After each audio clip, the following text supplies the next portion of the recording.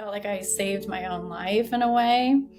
Not to like toot my own horn, but that's the first reaction that I had is like, thank goodness that I was able to catch it when I did, because if I didn't, then who knows where I'd be at some point today if I didn't speak up to my doctor and somewhat demand to be thoroughly checked out. I'm Haley. I live in Los Angeles, California, and I was diagnosed with neuroendocrine pancreatic cancer in 2022. Over a, a long period of time, I just kind of had the same digestive issues. And after doing a series of my own at home tests, um, being so in tune with my intuition and my body, I just kind of hit a breaking point that I knew something was very wrong internally. And that's when I took charge. After doing my own at home test to see what was going on with my body, I finally just spoke up to my doctor saying that, with my own personal life history, I really needed to be seen and to be checked out, and that I have a family history of cancer on my mom's side of the family. And the first test that they threw me into was an ultrasound, and immediately they found the tumor. The lady even called in backup support for a second opinion, double confirmation of a tumor found inside me. And then from there, it was 3 months of flying in and out of the hospital, doing blood tests and all sorts of different CAT scans, MRIs, and just doing so many tests left and right until they finally diagnosed me. There was a specific doctor appointment after a series of different types of tests, and I knew this was going to be a pretty loaded doctor visit. And so I went in with support, and we could see the CT scan throughout my body in different perspectives. And the one x-ray that really just hit me hard was looking straight on at my stomach's diaphragm, and seeing everything different shades of gray. And then there was one big white ball just sitting in the middle of my abdominal area. And I just, it looked like, I mean, it was so bright, like a Christmas tree. It completely threw me off. And I was in complete shock. I was like, like I can see my whole stomach and my organs and all that. But then there's just this glowing white ball that just was so big, and it was sitting inside me. I couldn't believe it. And in that moment, I just sat there in shock. And then the moment I stepped out of the hospital, I just broke down in tears and let myself just feel the emotion. And then immediately after, I decided to call my tumor a meatball because it was just so big and round and white. So I added some humor. I knew all about cancer with my mom's family history of cancer, and also watching my grandma deteriorate from a brain tumor and lung cancer. And being by her side through that journey, it took such a heavy toll on my mentality and my heart when it comes to just the word cancer. And and so that's why I couldn't even call it what it was. I had to call it meatball so I can get through it a little more easier. Um, but being diagnosed with it, knowing that pancreatic is the number one killer of cancers, it's hard to describe the feeling. I my first immediate reaction is like just how grateful I am for that. I'm very in tune with my intuition and my body, because my body just got to a point where, it just kind of told me like, hey, like something is legitimately not right. Like it's not okay. And so I felt like I saved my own life in a way. Not to like toot my own horn, but that's the first reaction that I had is like, thank goodness that I was able to catch it when I did, because if I didn't, then who knows where I'd be at some point today if I didn't speak up to my doctor and somewhat demand to be thoroughly checked out. Um, Cancer's always been my number one biggest fear in life. So um, I just did my best to just kind of give myself grace and to be able to just, I don't know, I think I really just froze a lot of the time too. It was it came in like a thunderstorm that I just had no idea how to navigate. The procedure that I had to have was called a Whipple surgery, which is a very intense, complicated surgery. 20 years ago, my oncologist said that it was very deadly. It was a life threatening surgery. And so that kind of surgery itself, when I was told that it was very dangerous, and now it's gotten a whole lot better, more advanced. I did my research, but I also was told that the hospital that I was diagnosed at, they're actually the best hospital in all of LA to do the Whipple surgery. So at that point, I felt like I was in the right place, right time. I felt a lot more at ease. However, I did do my research on the surgeon because I just wanted to make sure, and I made I made a point to my doctors too that like I want to be able to have the best of the best working on me, especially understanding how complicated the surgery can be and used to be.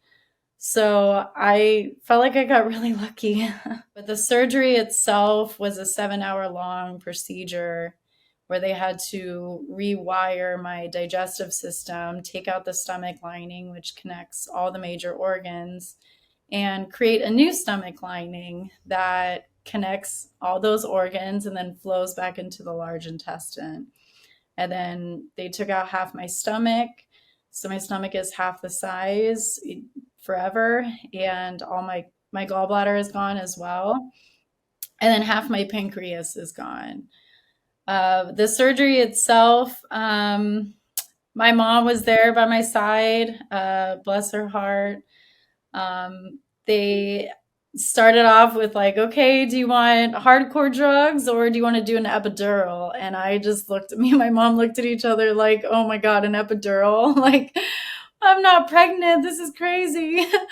And I chose the epidural. And luckily, they pumped me with some shots of what felt like tequila. And they put the epidural in me, and I'm glad I didn't look at the needle because I could feel it go all the way from the center of my back to the front of my stomach, and it was extremely excruciating. Um, and then I had the surgery, and after, my parents were there to support me. So I was really happy that they were there. This year, especially, I can say, has been completely like all about learning how my new body operates. I have to be on a prescription that's pretty much like the Rolls Royce of enzyme pills. And that's the only thing that allows me to properly eat and properly digest food. And, because my house and my digestive system is completely brand new, I've been learning all about how to properly nutritionalize and operate it at a much healthier, normal speed. It's definitely been challenging. And, even with every doctor appointment I see and different specialists, and hearing all about how, my kind of cancer should not be taken for granted, and that, the chances of it coming back is something that it really it's a hard pill to swallow. Um, I think ultimately my survivorship ever since surgery has just been a lot of like self talk to keep my spirit and my mindset alive, happy, and grateful, is just kind of reminding myself that like I beat my biggest fear in life. Like cancer has been my number one biggest fear in life. I've beat it. And the fact that it's pancreatic of all cancer is just mind-boggling of its own. Um but ultimately I think it's kind of like addiction or sobriety where you just got to kind of take it one day at a time and focus on the present moment, because life is short and it's going to throw you all different types of obstacles. But if you can just stay in the present moment and continue to stay grateful and happy, I think I'm a lot more spiritual on that end, where I have to feed myself so much happiness and positivity that I just can remove that kind of angle from my brain. My oncologist and endocrinologist and everybody has said that I can tone down on testing and just doing it once a year. I was doing it every season, so about 4 times a year. And now it's just once a year. And now it's just working with a registered dietitian and endocrinologist and gastroenterologist, all those different specialty doctors, to learn about my body and how to operate it. But my relationship with the doctors and the hospital itself is very bittersweet, to be honest. It's like my cancer surgery, the whole journey just came in so hot and heavy that it was a lot. And I'm still working on really digesting and healing from it. But it definitely brings up a lot of anxiety, especially when they throw cancer around. I even have that going on currently in another aspect of just like cancer testing, and it um it definitely brings on a lot of anxiety. And I can't help but feel that, and I give myself grace, being like, okay, well, your feelings are valid to feel this way. Like your whole cancer journey was hit hardcore, where you're flying in and out of the hospital for 3 months straight. It was so much all at once that I give myself permission to allow myself to feel anxiety, but it's a matter of reeling myself back and not fixating on the negativity. I'm grateful that I've worked so much on my mindset to keep it strong and healthy. But I know that idea just kind of sits and rots at the back of my head. And it's something that I have to consciously just work through, even though it's just sitting there. um, and yeah, it's definitely a very scary idea. But I think I just focus a lot more on the fact that, like, hey, like, I've beat pancreatic cancer, I beat this cancer. Any other medical issue or speculation is most likely far less superior than the cancer that I beat. So a lot of mind games and self talk and keeping myself healthy and living in gratitude. With bringing cancer into the mix when it comes to relationships, especially new ones, I see it as like a means of like healing for myself too. And I've seen myself go through different stages where, sometimes I've been too blunt about me having cancer. And I even made one of my best friends cry when I was getting down on him for not being there to support me. I made him cry when I told him that I had cancer. And so it's like I noticed that I need to be more gentle about it. And it's not that I wasn't being intentional. about being rude or insensitive towards my own health. It's just a way of me understanding that, hey, I'm still working on healing and processing that I did have cancer, especially pancreatic, which is such a sensitive matter. I I don't bring it up so immediately with new relationships. If anything, I just kind of ease. I'm very cautious about easing it into the conversation, because I know it brings on a lot of reaction and a lot of just like intensity of like, oh my God, like I can't believe you're alive. Or that you're still here, that you don't have a shaved head. Um, but yeah, I think I'm just very gentle about it. Plus, I tattooed my cancer ribbon on my forearm. So it kind of helps open up that conversation when people see it. And that's like, I guess that's just like a easy way to incorporate it into conversations with new people.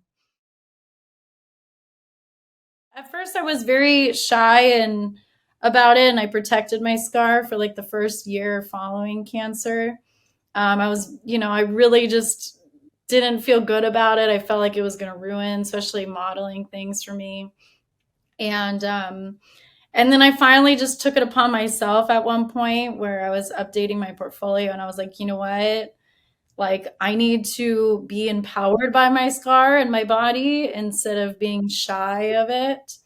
And so I kind of, did my photo shoot, showed off my scar, wore it with pride, and I honestly haven't gotten any negative feedback. If anything, people are like giving me advice like, hey, you can get it removed permanently doing this kind of procedure. Or, hey, you know what? We can just cover it up, Photoshop, no biggie.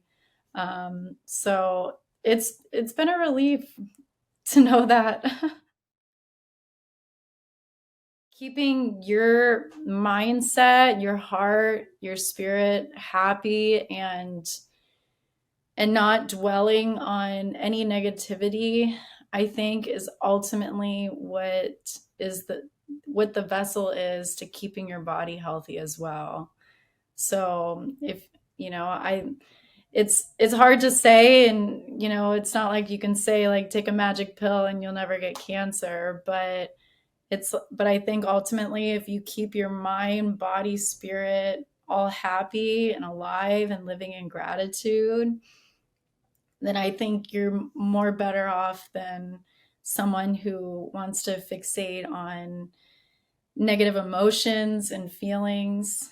And take care of your body and health. Eat good foods, make sure that those foods are making your body and everything happy, and live through that way. Knowing what your insurance is capable of as far as what kind of providers you can go to is probably the best first step to take. And then from there, just kind of doing your research, talking to people. I mean, obviously, the medical industry is going to know more than me, but either way, like you could still do your own research and try to take control in that sense. And I would want someone to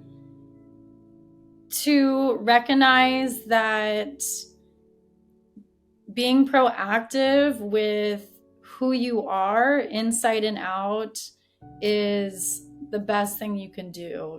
Learning about what foods make your body and mind, spirit, everything very happy and joyful, then you stick with that. If you are spiritual like me and you follow your intuition, like become stronger with your intuition as well, because your intuition just knows. I mean, it finally just woke up to me one day and told me that something is legitimately wrong, and that's when I was proactive and said I need to be checked out. um, but I think just being able to have the power to connect with your body is the biggest superpower you can have.